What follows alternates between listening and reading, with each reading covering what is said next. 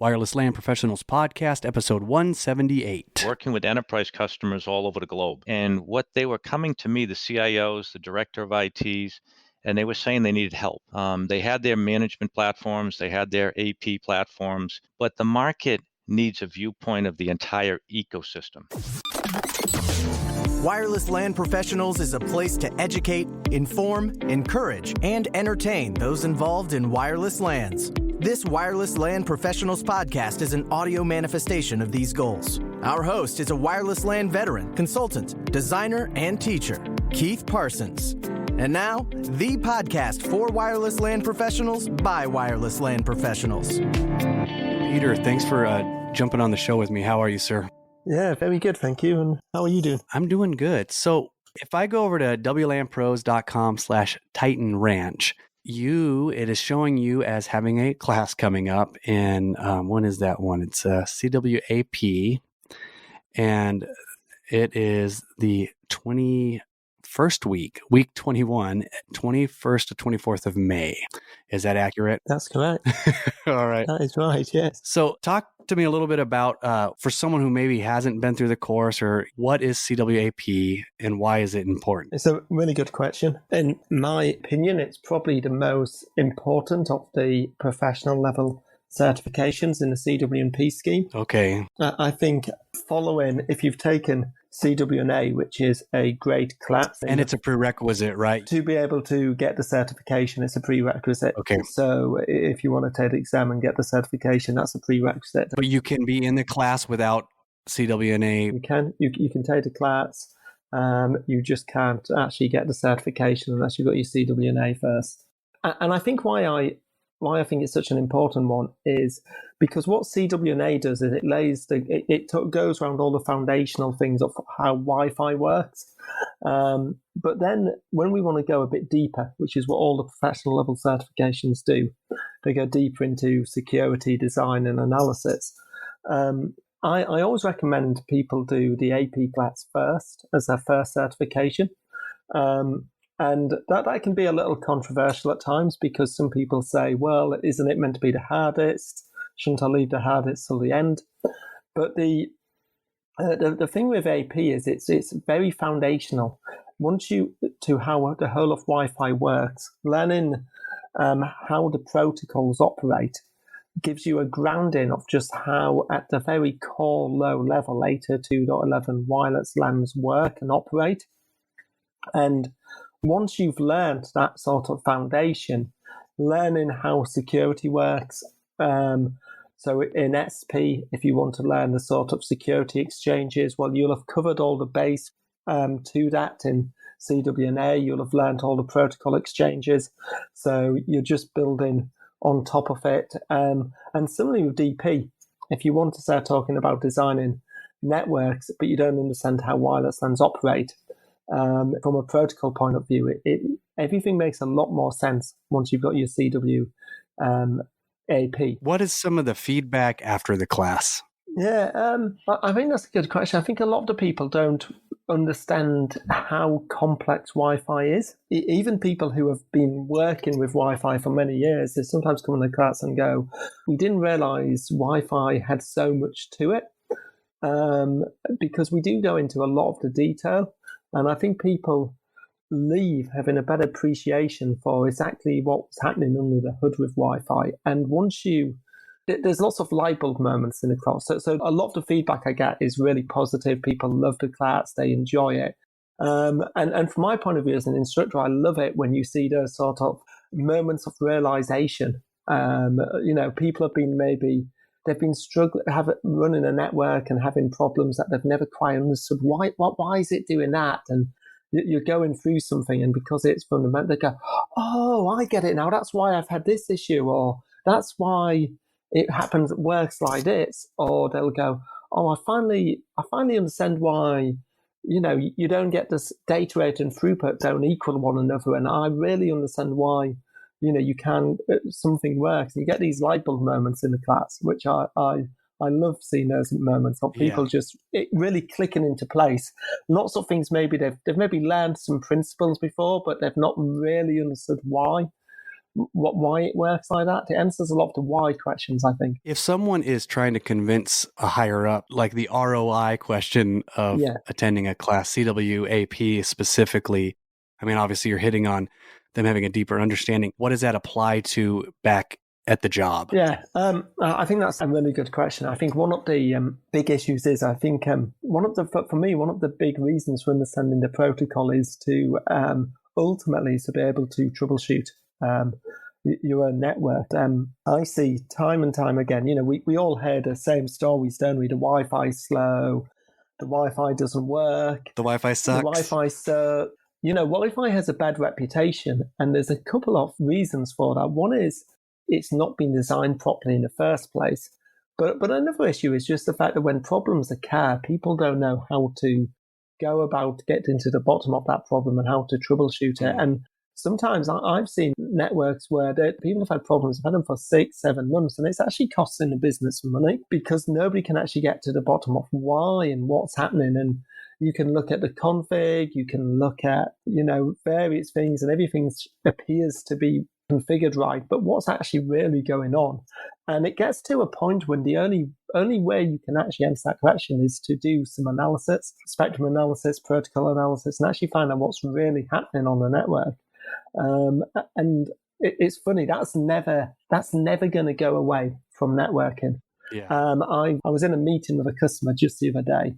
I supplied them with their analysis solution. It's a big financial company, and they were saying that they were talking about different solutions they have for network management. And they said the thing is, these management tools, they show you when things go green, go red, and they give you an idea and alarms about what's happening. But then when the management team, the sort of people in the NOC who are looking after the network, the management tool has said there's an issue but hasn't told them why. Or maybe the users are complaining, but the management system just hasn't said there's a problem. Then they get to this point where nobody can solve it, and they have to pass it to this team that actually collects the packets and analyzes them. It was really interesting because I was in that meeting just the other week, and I remember being in this meeting, same message 10 years ago, and nothing's changed in networking. We're getting more and more clever management tools, but ultimately, sometimes you get problems and you just have to do that low-level analysis. I guess why I come and sit this course is because it's a dying art, I think, protocol analysis, because these management tools exist and dashboards. But then what happens when it can fix a problem?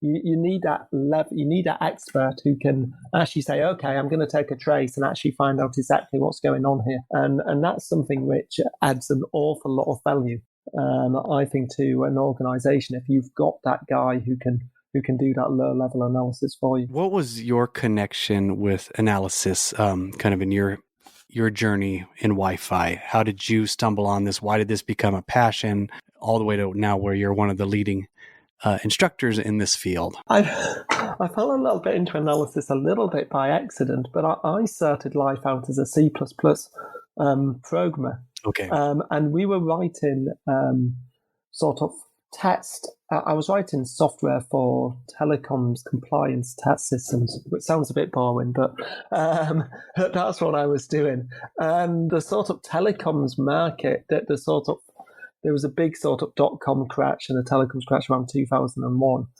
And we ended up, as the company I was working for, we ended up having to sort of really adapt what we did. And a guy came up to me, approached the company who wanted us to adapt one of our products, which was like an ISDN monitoring piece of hardware, to fit into this protocol analyzer. So we worked with them, and the protocol analyzer was a protocol analyzer called E for Peak at the time. It's now a product which is known as OmniPeak. And I started looking at that too, and I just went, hey, this is a really cool product, wow. And as I was sort of developing a bit of software to sort of run it into it, using it, I started looking at our own network and going, wow, this tells you so much information. And then it was, I think I'm one of those personalities who I like to know how things work. So when I started using the analyzer and looking at my network, I was like, I don't understand what it's telling me. So I started learning protocol, and I wanted to get to a point where everything I captured, I could explain why. What was it doing? Why was it doing that? And that really led to my passion. of analysis. And then eventually the same company, Wildpackets, brought out the first 802.11 Wi-Fi analyzer.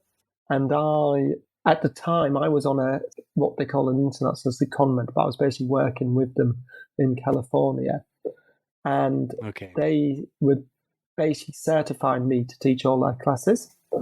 And they said, if you want to learn Wi-Fi though, you should do this CWNA course, which was literally was less than a year old. So I studied for the Wi-Fi course and fell in love with Wi-Fi. That was my journey, really. I was already into analysis, and I learned Wi-Fi, and the two sort of came together. This upcoming training, I mentioned earlier, if you go to wlanpros.com/Titan Ranch, there's some fun pictures of you. That's right. As well as Cwap just being a really fun, great course.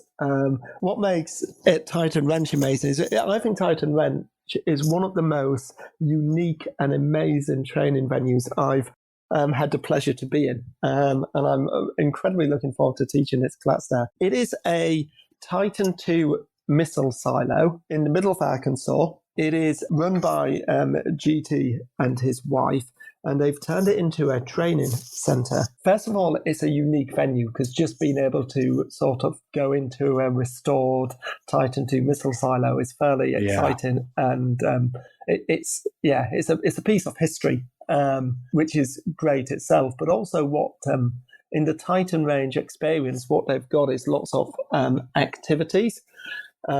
Which are done over the sort of lunch times and in the breaks. These are great. So one of those was axe throwing, which is why you see me wielding an axe. It's not that I'm some sort of axe murderer. It is that it was... or is it incentivize your students to listen and pay attention because you've got an axe? That's it, yeah. So if they don't pay attention, then, So there was axe throwing. Some of the other activities were things like flying a drone with first-person goggles on, and there was also doing sort of shooting as well with like clay pigeons, which I was quite surprised I managed to actually hit one. So I quite enjoyed doing that when I was and driving like excavators. Which is always good fun. Yes. There's nothing more satisfying than digging a hole with a big machine, I don't find. But and that's just great. So that adds to the experience. I think it also adds to the learning as well, because it's quite important when you're learning to be able to have a bit of time to sort of shut off and do something else, and actually going outside and getting the fresh air, doing something physical. Actually, really, it's been proven that doing something physical actually helps learning. I know at my children's school now, because of that sort of research, they do the mile run every day, and the kids have to go and run a mile in the middle of the day. It helps concentration. Yeah, it's outside of your typical hotel. It really is. So it's a whole unique experience, and it's almost once in a lifetime almost experience to just go and get a great course, I would say, in an amazing venue with some really fun, cool activities. I can't understand why you would want to do it. Well, I hope a lot of people can make it out, because that's going to be an incredible experience. Again, wlanpros.com/Titan Ranch. Your course, the CWAP, is happening May 21 through 24. So you need to sign up right away. Yeah, I do. WLAN interview. Getting to know the leaders, movers, and shakers in the wireless LAN world. Hello, this is Keith Parsons with Wireless LAN Professionals, and today I have Roger Sands with me from Wyebot. And I thought we talked earlier, a couple episodes, many episodes ago, about Wyebot and the technology. And I've got one sitting here on my desk, and I was playing with it today. But I thought we could talk to Roger today and talk more about the technology, not specifically about the Wyebot product. Obviously, he's going to talk about the product he has, but talked about the technology of how we go about using a sensor to evaluate the Wi-Fi in any given area. So, is that okay with you, Roger? Yeah, that's fine. That makes a lot of sense. Thank you. Yeah, that's so. When Wyebot first started, you were thinking we can help fix Wi-Fi because? Yeah, it's a great question. So I was a general manager at HP running their worldwide Wi-Fi business for 7 years, working with enterprise customers all over the globe. And what they were coming to me, the CIOs, the director of ITs, and they were saying they needed help.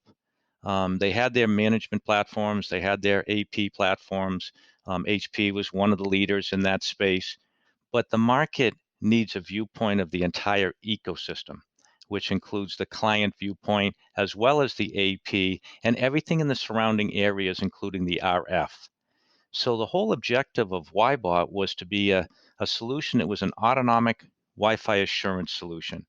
The ability to automatically assess the entire wireless ecosystem and being able to identify those complex, intermittent, challenging performance and reliability problems. Coming from HP, or basically a vendor who made an access point, why didn't you just take the details that you can pull from your own access point, and what do you need the extra hardware for? How does it react differently than just an access point? That's a great question. First and foremost is the access point is acting as an access point, which is its primary purpose, and thus it's using a majority of the time interacting with the specific clients in terms of its communication. When you have a sensor, now you're doing 24/7 analysis on this entire ecosystem, where the APs typically are doing time slicing because they're focused on supporting the clients and the bandwidth associated with them. Second reason is vendor agnostic. There's tremendous value in the marketplace to having an independent vendor agnostic benchmark solution because, to be honest with you, there's a lot of interoperability issues in the marketplace, and they can be a combination of the infrastructure as well as the clients. And so you end up with a lot of finger pointing back and forth. When you have an independent benchmark that's looking at that, they can isolate it right down to the Wi-Fi standards to articulate what is the root cause. That's a powerful solution. So what's in the Wyebot sensor that's unique or different than just a regular access point, an enterprise class access point? Yeah, so the largest power is a couple things. One, we have 4 wireless radios dedicated to the Wi-Fi assurance, right? So again, when you're operating as an access point, most of them are 2 or 3 radio type products, and the primary radios are used for access point functionality. So again, dedicated to the client communication, etc. What we have is 4 radios within the product, 3 Wi-Fi and 1 Bluetooth, as well as spectrum analysis built in, where all of those are working 24/7 to analyze and operate and optimize the entire wireless ecosystem. Again, also, we have advanced edge computing. So because we're processing massive amounts of data in these high density environments, we have advanced edge computing with patents right on the sensor that allows us to do the pre-processing of the information and send metadata to the cloud. So it's a combination of dedicated functionality, both in the RF and the radio technology, combined with advanced edge computing bundled together to give us the power of the sensor. So when you say metadata is being forwarded, obviously you're not going to collect all the data that those 4 radios can hear. What's an average? Let's say you just put one of these in some enterprise scenario. What's the uplink look like from a throughput standpoint? Yeah, from a utilization point of view and a data throughput, it's typically in the kilobits per second. And this takes some very advanced processing, as I mentioned, on the sensor, because as you identified, when you're in a high density deployment, let's say you're in an auditorium within an enterprise or education environment or in a healthcare, and you're in a high density, high bandwidth traffic type situation, you're dealing typically with thousands or more packets per second. But what's critical is obviously you do not want to send all that information to the cloud for the AI engine to process. So it's taking that large amounts of data, the volume, and this is critical in the AI space. And when you're talking about IoT, and taking specific elements of that and pulling out the events of interest, the meaningful data within that volume of data, sending that to the cloud where we have our AI engine running to analyze it and generate the output for the users. So your AI engine is collecting this metadata, some collapsed level of important information. How did you go about figuring out the kind of questions you're even going to ask this data? Yeah, so it's a combination of a number of things. We have in the AI engine, we have hundreds of signatures, and these signatures are doing pattern recognition based off of baseline data that we have within the enterprise, and they'll look for these change of events. And so by looking at baseline information and change of events, we call them events of interest, we're able to isolate what's causing performance and reliability issues on the network. So it's a combination of learnings from the data set that we have, combined with expertise that the team has within the industry over the last 15 years. Is that based on packet analysis, specifically, frames analysis on Wi-Fi, or is it also tied into, one of the problems could be, DHCP is slow to respond. Is that it's one of those signatures that you're looking for? Yeah, so we have multiple pillars within our solution. The first pillar is all around the autonomic Wi-Fi assurance. And that's the AI engine running with hundreds of signatures that's looking for these abnormalities and doing pattern recognition and behavioral profiling with our AI engine to identify what the root cause is with actionable items. So that's what we deliver for our customers, actionable items on these performance-related problems and solutions. But to complement that, we also have integrated a full suite of performance tests. And so because we have a dedicated sensor, another powerful value add over an access point is we now are acting as a client. And as I mentioned earlier in this podcast, we have the ability to get the full ecosystem, including the client, and that's critically important. So now we're acting as a client on the network, having the same user experience that we're looking to optimize for our customers. And so by running these full suite of tests, we can set thresholds and benchmarks on DHCP and analysis on the network-related items that are beyond just the Wi-Fi authentication connecting to the access point, but we can actually do application testing all the way from the client to the cloud services that are running. Those synthetic tests that you're running your sensor as a client. How do you target that client's experience is relative to a real client? I mean, it is a big CPU, a lot of RAM, nice antennas, probably AP class Wi-Fi chipsets. How do you tune that down to make it look like an iPhone? Right. So what we do there is we actually have the ability to do the measurements. Right. So this is what I mentioned earlier, where we have baseline measurements, and now we can do client forensics and testing from this synthetic testing, as you mentioned, and do comparisons.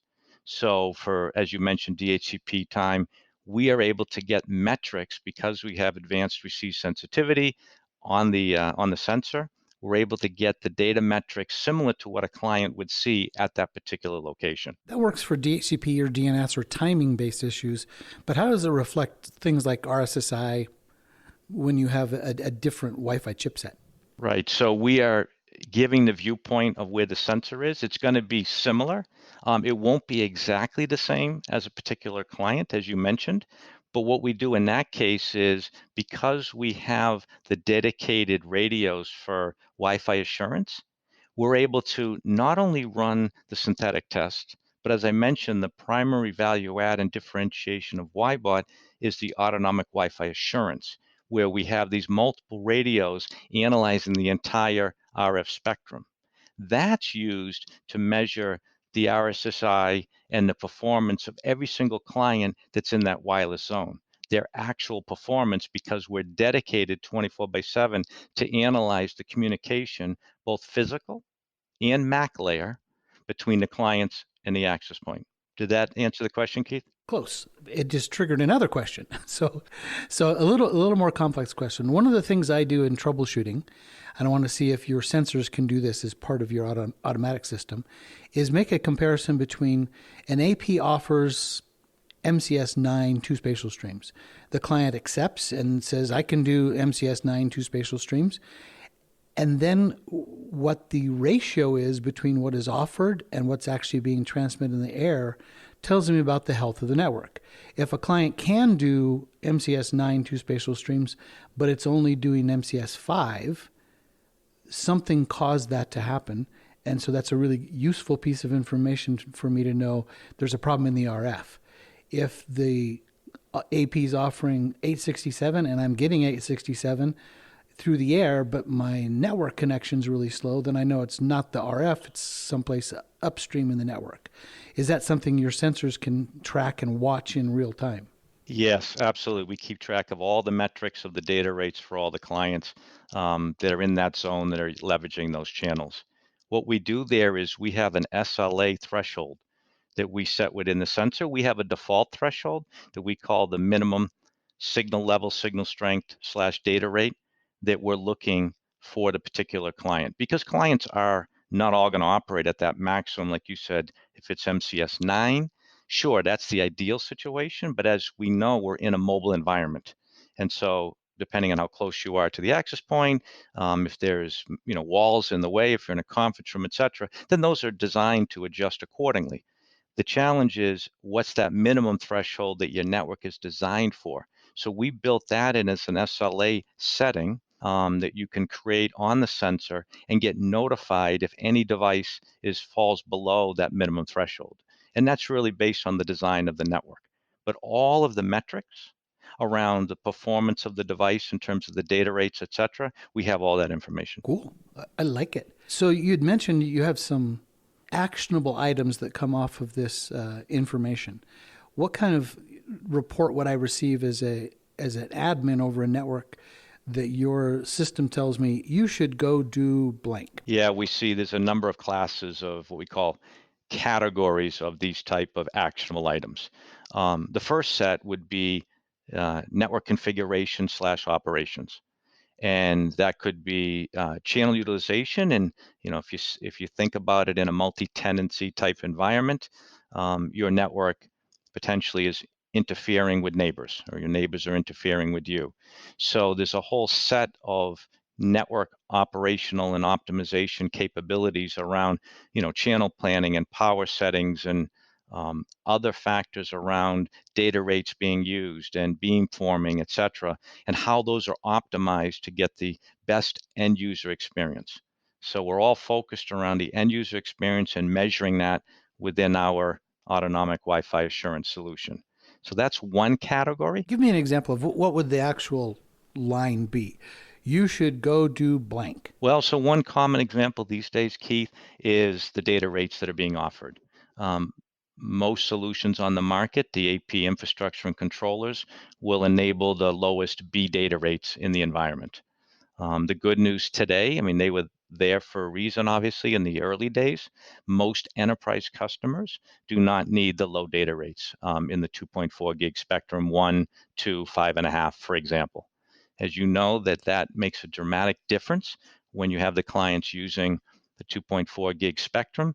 If they're connecting and using all the management frames at those low data rates, 1 and 2, for example, then that has a dramatic impact on the performance of the network. So one example would be, disabling the low data rates so that you can improve the user experience and performance across the network. That hopefully anyone who's listening to this podcast has already done that easy one.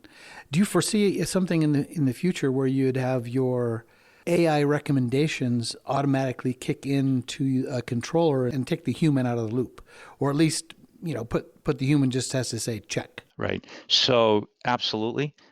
Today, in our first generation of the platform, we don't do auto remediation. And we got a lot of feedback from our early customers that they were so excited that we had the ability to automatically analyze and identify actionable items to optimize the network, that's what they wanted. That's very difficult, as you know. These problems tend to be intermittent. You get the ticket open, whether it's a patient monitoring system in healthcare, whether it's a robot in a warehouse, and you had intermittent performance, connectivity issues, et cetera. But by the time you have the resources on site, typically it has to go on site to solve these complex challenges and then resolve them. The problem is not happening, right? They come and go and they impact productivity of the business, et cetera. So having a solution that's 24/7 that's there that allows you to do that is extremely powerful. So that's what we've done today. But as part of our longer term strategy, auto remediation is a component of that. And as you mentioned, it would be a selectable item, right? Just a checkbox for those customers that still wanted to maintain control of the actions, or those that wanted to, if it was a remote location, and they're fine with it automatically adjusting. I would like to see, this is just my dream, would be one of the things I have a hard time doing, time and space, because it takes a long time, is to find and optimize, say, what's the best minimum basic data rate at a location, because it's not the same everywhere. I would love it if your system could sense and say, okay, this is what we have today. We turn off B rates, whatever those recommendations are, and then run MBR of 6 meg, see what the retries are, up to 12, see what the retrays are, and automatically optimize itself and find that sweet spot. It works for transmit power on APs, could be the same thing for basic minimum data rate. The ability to tune and find for that environment the best settings. So from our perspective, what we do there is we do a baseline, right? So we get a baseline, as you said, of key performance metrics across the wireless LAN, retries, data rates, connectivity, performance metrics, etc. So we get those key metrics. And then from there, as you said, changes that are made, we measure them against the metrics. Now today, we don't do, as I said, the auto remediation piece. So we would have this set of metrics, including the signature outputs, and we have a variety of analytics that we include in our platform that give you some very powerful metrics around airtime utilization and amount of retries and broadcast traffic, etc. So today here's the set of optimization recommendations from Wyebot based on industry best practices, and then you take that, changes are made, and you can then see the result in terms of the performance analytics that we have in our dashboard. Do you have any kind of reporting that says, this is where you were on your baseline, we made this change, this is now the difference, thumbs up, thumbs down kind of thing, to help the users do that tuning? Maybe you're not doing it automatically, but the reporting would help anyone just make a change, good change, bad change, move on. Yeah, so they would see that, what we say, kind of immediately, because we have a set of signatures that provide output on our user interface. Let's say there's these 6 actions, right, that are recommended to improving the performance and reliability of the Wi-Fi network in that area. As those actions are taking and passing the industry best practice thresholds that we have, then those signatures go away. So you'd see it immediately go from 6 to 4 to 2, ideally down to 0 in terms of open items on the network. So you could make a change, see that it improved, make the next one, and step your way through the recommendations. Absolutely. And typically we've got categorization of the priority of these, right? So severity levels based on the impact on the network. So our customers typically obviously start with the higher priority ones, address those, see the improvement, and work their way down. So they'll see the results immediately in 2 ways. One, the signature outputs that are providing these actionable items will go away if the performance reliability has been addressed for that signature. And then in addition, as I mentioned, there's some valuable analytics to complement that, which provide historical information, day, week, month. So now you can go back not only and see the immediate result in terms of the signatures coming and going based on the performance results, but you can also go back in time and look over a sequence of days, weeks, months, and see the improvement, again, in terms of airtime utilization, in terms of number of events that happened on the network, et cetera. A couple questions. First one up, you mentioned you also have a spectrum analyzer. What chip are you using for that SpecAn? Yeah, so it's actually what's built into the Broadcom chip, right? So they have a spectrum analyzer built into that with their AIQ engine. We take that, and the good news there, as we do with our entire system, since it's an automated system, we analyze that information and the output of that engine automatically for our customers, and then we provide the results into our signature output on the dashboard, right? So we're identifying and analyzing and providing it in a very succinct way. Here's a performance reliability issue. Here's the solution to that particular problem. You mentioned signatures. I'm just going to reuse the word. Do you also have signatures for the SpecAn that could find and report you have a video camera or a microwave oven, or more precision, like it's an Xbox controller? Yeah, absolutely. So we have a full set of those signatures built into the sensor hardware. in an upcoming release. They're not available in an existing release that's shipping today, but in an upcoming release, those will be enabled shortly, where you'll have those listed, microwave, baby monitor, RF, broadband jammer, etc. Very impressive. Now, the second question is more about, and this is a generic industry issue. How do you go about designing placement, number, and count? How do you design for a overlay network, which you're offering here, to make sure you're seeing everything you need to see? So if I've got a network, it's all installed, I like it, it's doing what I want, how do I figure out where and how many of your sensors to put on my network? We are dedicated, as you mentioned. That gives us the advantage to capturing all the information on the channels that we're monitoring. So the recommended guidelines from Wyebot is the sensor can cover up to 10,000 square feet. As everybody knows on this podcast, your RF mileage varies based on the building, construction and other factors. But we've built the antenna capability, receive sensitivity to scale to a fairly sizable square footage. So if you're looking for full coverage across a business critical environment, warehouse, healthcare, clinic, hospital, etc., one sensor per 4 access points is the recommended guideline. That'll allow you to cover the square footage of capturing that information, both from a autonomic Wi-Fi assurance perspective, and then to complement that, we talked about the synthetic test suite where you can connect in to an access point to run client-related tests. So the combination of those, 1 per 4 is the guidelines. Okay. We're right on the cusp of moving into 802.11ax, Wi-Fi 6, however you want to call it. What's Wyebot's plans for adjusting as we get to the additional complexity of adding RUs and all of the issues that come in with AX? Yeah, AX is coming. There's already devices on the market. We built our sensors so that we can support AX. And in fact, the team is working on adding that in as we speak. So we'll have the capabilities to identify not only obviously the devices that are on the market, both from a client perspective and an infrastructure perspective. What's critically important is we're able to get a full fingerprint of all the devices on the network, right? So when we talk about baselining and understanding what's in the environment from a technology point of view, you made the comment earlier about the ability for, if my client can do MCS 9 and my access point can do MCS 9, then you want to see that you're operating as close as possible to that type of communication when you're in the data processing perspective.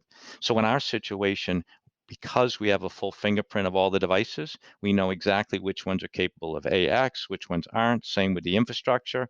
And so we can run through our same AI engine, leveraging that capabilities to determine, again, from an optimization point of view, what's happening in the network, where the optimization needs to take place. Okay, another question for you.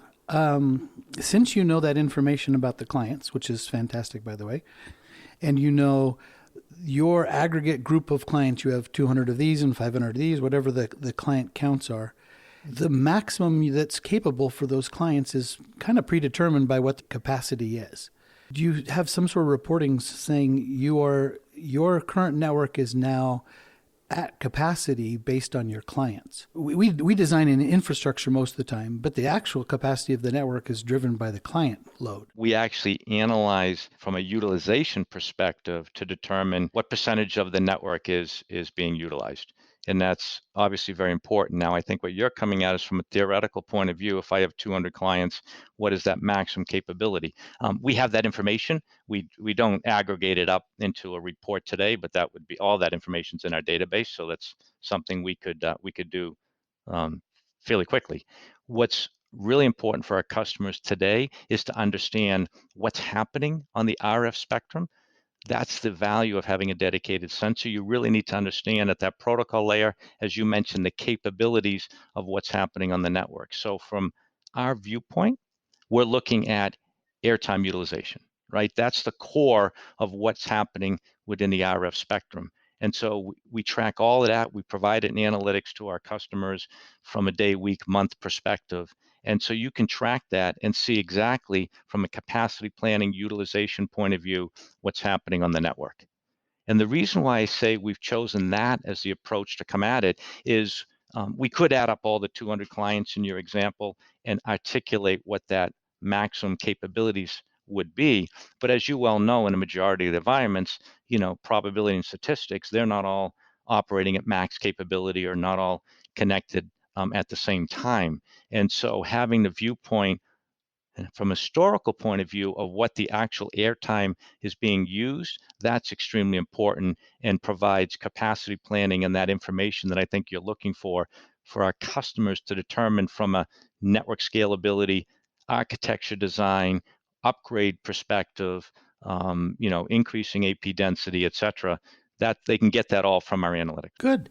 I appreciate your answers to these technical questions. Our audience loves the technical side. The next question is more based on a business model. If I take your sensors, I put them in my network, I follow what they recommend, we watch it, and we now fix my problem, and I have a nicely tuned and running network. Why do I still need your sensors after I've used them to improve my network? Yeah, it's a great question, and I think most of the audience will appreciate this. In the Wi-Fi world, it's dynamic. It's constantly changing, and we see this all the time.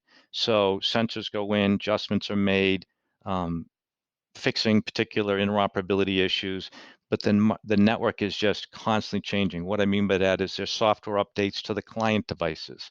There's the explosion of IoT coming in. What we see in the enterprise today is that there's a lot of devices coming into the network that the IT organization doesn't even have control, and in a lot of cases, visibility into until they're already deployed. For example, building automation. Right? There's a lot of building automation that's going on for energy savings, whether it's, AC, AC capabilities. We see solar panels, smart plugs, thermostats. So there's this whole suite of capabilities where there's sensors, Wi-Fi control that are coming into the network. We just see a plethora of other IoT devices, telepresence robots. We see sensors for a variety of capabilities. When you get into the restaurant industry, they're measuring food quality, et cetera. And so there's such an explosion of devices that it's constantly changing the type of devices that the users are bringing in. As we know, most end users now used to be one, then two, then three, now more devices per user, smartwatches. That technology is constantly changing. Is all it takes is one of those devices to have an interoperability issue or some type of performance reliability issue on your network, and it impacts that entire zone that it's in. So because of the dynamic nature of RF, if you're in multi-tenant buildings, you could have neighbors. The neighbors bring in new devices. They change. Neighbors change out. Hotspots, as we all know, there's just an explosion of these devices that makes it constantly changing. And we see this over and over again where these devices are just keep coming in and constantly triggering signatures every few weeks, month, et cetera, within the enterprise. Very good answer for the dynamicness of why we need it to continue to watch it. And last question I have for you is more of a marketing issue. Who's your target audience that you're going after? What size? Who? Just define who it is that you'd like to sell Wyebots into. Yeah, it's the small to large enterprise. We built. You have one in front of you. You've seen it. It's an enterprise class solution with. We've stressed this out. Anil may have covered this in the last podcast, but in a quick summary, we've put it into some extremely harsh environments. We have it in a data center with 3,000 active clients that are running live devices. We've got it in other environments where there's over 200 access points in a single location. Again, so we put it in New York City where the utilization is over 90% on the airwaves throughout the day, every single day. So we built an enterprise class solution, and we are fully focused on expanding the solution and our market from small enterprise to large enterprise because the business criticality of Wi-Fi, it's here. That's been the big transformation over the last 5 to 10 years. And now you need an autonomic system that can analyze and optimize these in real time because it's too critical. I mean, it's literally the on-ramp to the internet. Yeah, I have customers and they're like, what do you about Wi-Fi? And it's like, It is the access layer. It's not a choice anymore. It used to be a nice to have, and now it's what everyone uses. Well, thanks for your time, Roger. I appreciate your detailed answers and sharing how Wyebot's come about, what is that today. How would someone get a hold of you or find out more about Wyebot? Yeah, so obviously the website is the best place to start. www.wyebot.com. We have all the information on there about the company. We also have request a demo right on there. So if a customer is interested in seeing a live system, then they can just select that, and anybody can reach out to me. It's rsands, SANDS, at wyebot.com. Wyebot. That's correct, yes. Just total afterthought. Where'd the name Wyebot come from? That's a great question. I give credit to my co-founder, Anil. W is for wireless, and then the YE is for I meaning we're watching the entire wireless spectrum. And then the bot is the autonomic piece of it, right? So we're watching wireless infrastructure, and then we're automating it for our end customers. That is probably one of the best naming stories I've ever heard. It's actually like, yep, that's what it is. Let's just call it what it is. So thank you again for your time, Roger. Thank you very much. I appreciate it, Keith. Thanks. Bye. Bye. Thank you for joining us for another episode of the Wireless LAN Professionals Podcast, the podcast for wireless LAN professionals by wireless LAN professionals. Be sure to follow us on Twitter at Wireless LAN Pros for all the latest news and updates, and also connect directly with Keith on Twitter at Keith R. Parsons. Head over to www.wlanpros.com for this episode's show notes, as well as the latest in all things Wi-Fi.